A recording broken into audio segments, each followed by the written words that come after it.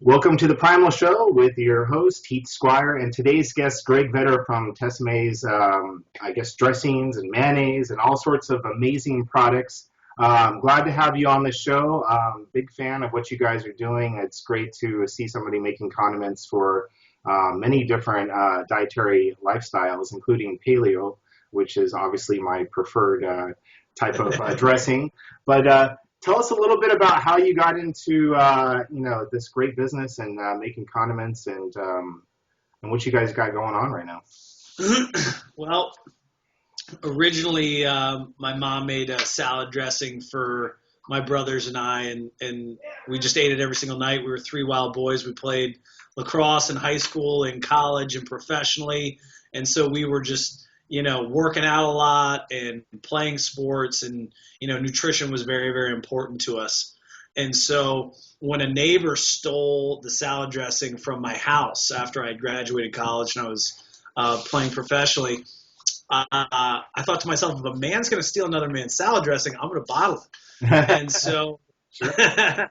and so I walked into the local Whole Foods and I told him I was a food manufacturer, and convinced them to give me a shot at the grand opening, and we ended up setting a national sales record for Whole Foods when we got in.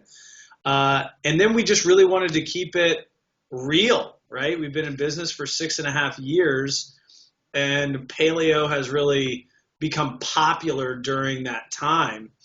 And so as we've grown and evolved and done all the things that we've done, we've just tried to keep our products as unprocessed as possible. Yeah, I mean, you guys have really great ingredients, and obviously some of them are even Whole30. So, I mean, that just speaks to how clean your products really are.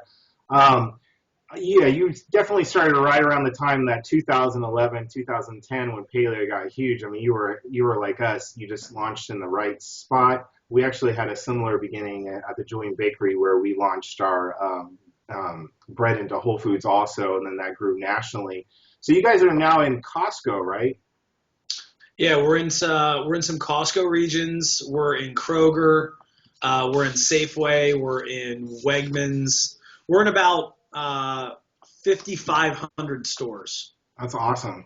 Yeah, no, that's really, the next level once you start getting into the Costco regions and you start proving yourself. That's a pretty difficult process. Do you guys do your own manufacturing? Are you guys outsourcing it or? Yeah, we have a 36,000 square foot manufacturing facility in Baltimore. Oh, And awesome. so we make, we have, I guess now we have like 32 different SKUs that we make. And so that's where it gets done, man. Yeah, I mean, having your own manufacturing facility gives you a lot more control. I just found, sometimes dealing with co-packers, you just run into all sorts of problems. Have you guys always manufactured your own products, or Yeah, we made it ourselves at a rib restaurant at night. So we would go in at 11 o'clock at night and make it until 3 in the morning by hand. Oh wow. And then we moved into here.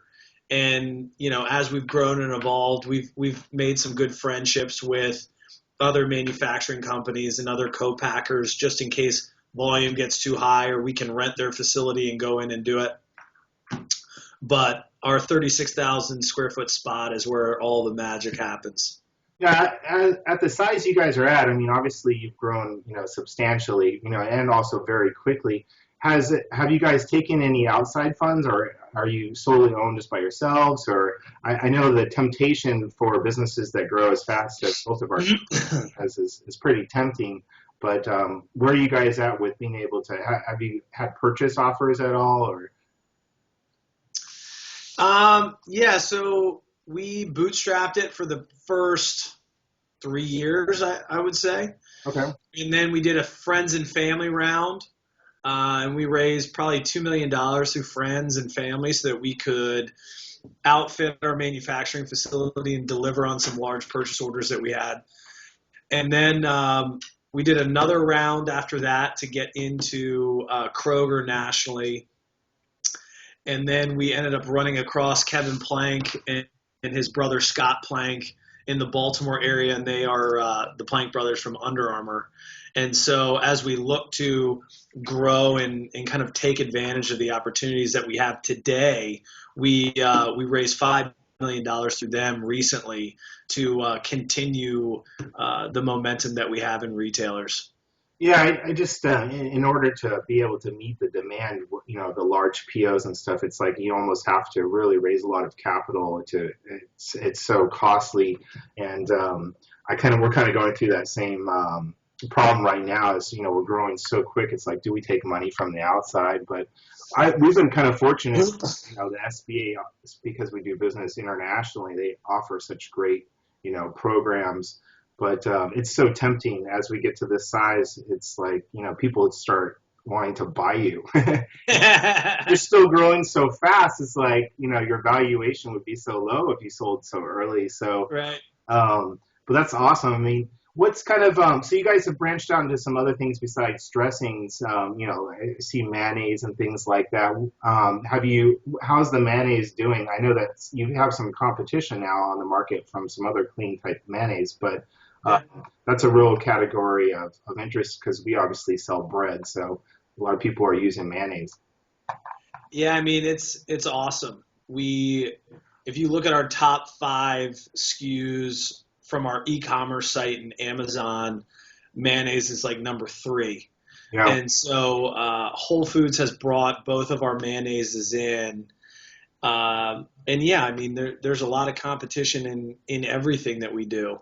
There's a million salad dressing companies. There's a million condiment companies. There's a million bread companies. Sure. And so at the end of the day, you just kind of stick to your guns and deliver on taste and deliver on what the customer wants, and you just keep rolling. How, I mean, obviously you guys have a great price point here. It's something that we always struggle with too, making paleo foods is the ingredient selection between organic and non-organic. And as you know, like typically when we go and work with vendors, typically organic pricing is double, what traditional is. If not tripled. Yeah. And then it's like, all right, well, do I put this in here and the price suffers? Because doesn't it blow you away the amount of markup between the distributor and what ends up on the shelf? Because we actually make so little compared to this gigantic spread between brokers and the distributors, and it's crazy all the way on the chain. It's like people only knew what we were really selling our product. And then they blame us for, why is your pricing so high? It's like, are you kidding me? I was honestly shocked to see the amount of markup really that goes, because we're making so little on our end, and it's really all about volume is where we make our money. Yeah. Were you surprised at the huge amounts of markup? Not really, because I think we just went into Whole Foods first. Okay. And so initially, yes. Like initially it was shocking. I'm like, all right, I'll sell it to you at this. What are you going to do it for? And they're like, when we first sold salad dressing, it was $6.99 a bottle in 2009. Yeah. And I'm like, and somehow we sold it, right? And it's just like, I don't know how this financially works out long term, but then you start buying raw materials in larger quantities and doing that whole deal. And that was the one thing that there was probably a 3-year period where our margins were just crap because I didn't want to affect the retail price point because we would price ourselves out of getting new customers. And so I made the decision that we're going to have to play the volume game and get in more stores and hopefully be able to get the price breaks that we need so that that price point can stay the same. Because if we worked off of what like a normal salad dressing company works off of or a normal condiment company, like that stuff would be $10. Yeah. And people are not going to spend $10 on salad dressing or ketchup or barbecue sauce or mayonnaise. I mean, you'll find like the super strict foodie elite, and that's great. And I will actually consider myself one of those people that's willing to pay whatever for super high quality stuff. But when you do look at trying to create positive change in the food space across the country, you know, a lot of people aren't going to do that. Yeah, no, it's true. And how have you guys? I mean, have you ever gone out and like launched an all organic line, or is that something you guys are planning to do? Because Yeah, obviously it's the literally cost is huge. So right now it's something we're in the middle of. We're right in the middle of the organic situation as we speak, of getting organic, and it's what our consumer demands.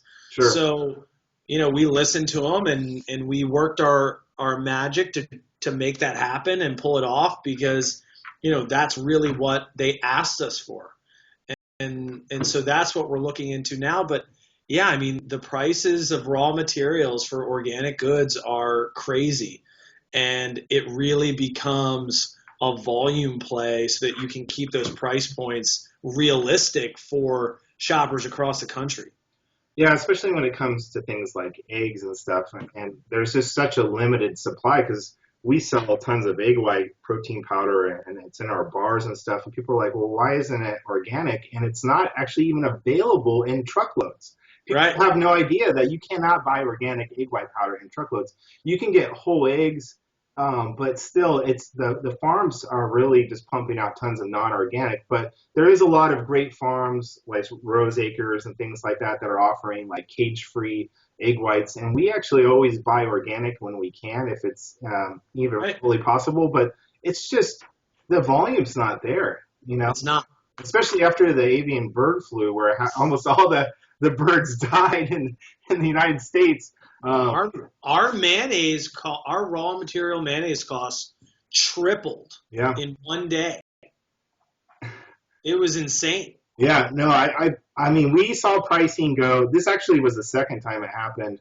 I mean, pricing just literally, I would say, almost tripled in just in that one ingredient cost. And people had no idea. Yet it completely erodes your margin, and you have to continue forward because you don't want to have an empty shelf. Right? Um, but people have no idea what really goes on with some of these traded commodities. And the other one is like nuts and things like that. It's just another bad situation. But to be honest with you, it's just I've kind of persevered with using eggs in so many of our products because I think it's just such a superior ingredient. And it's Yep. obviously paleo.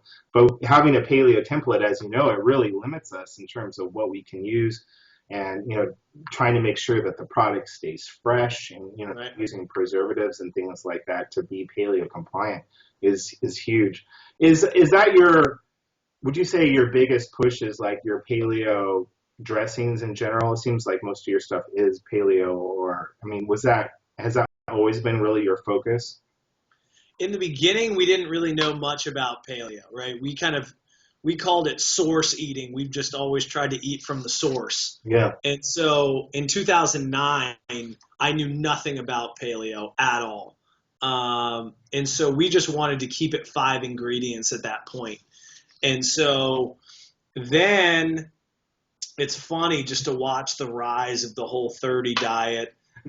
People started tweeting at us, I guess in like 2010, maybe 2011, of, hey, you're Whole30. You should reach out to Dallas and Melissa about it. And you're just like, I have no idea what you're talking about.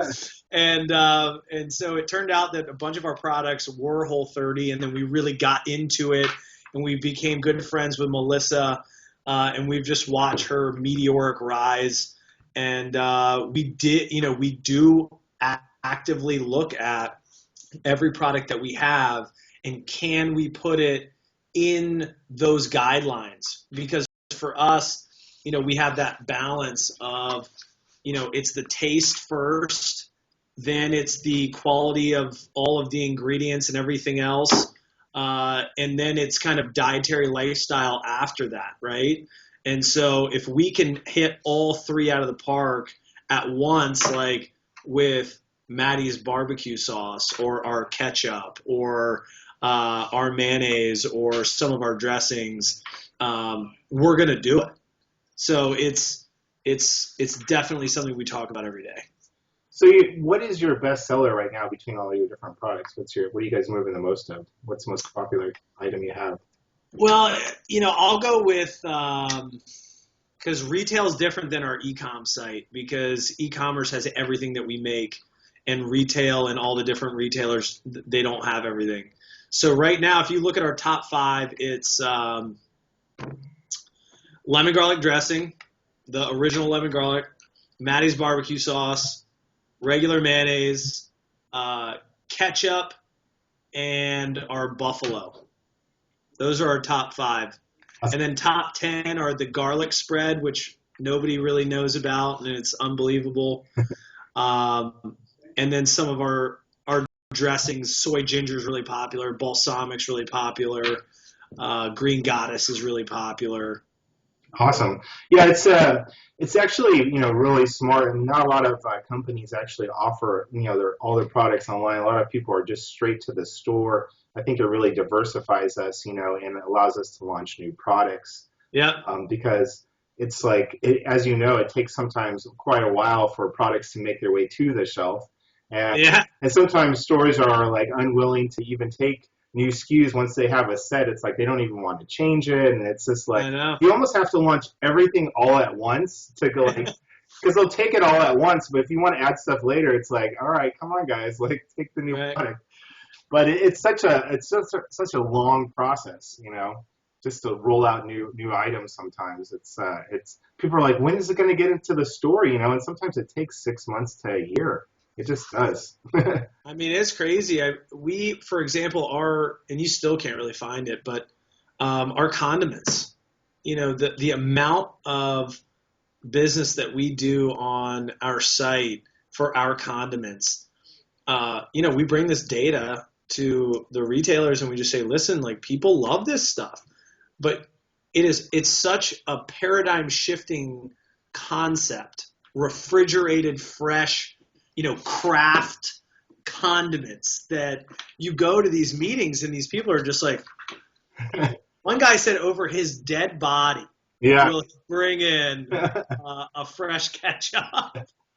And you're like, really? Over your dead body? Oh, they just have no Over your idea. dead body? You care that much about ketchup being refrigerated? Like, really? Come on, man.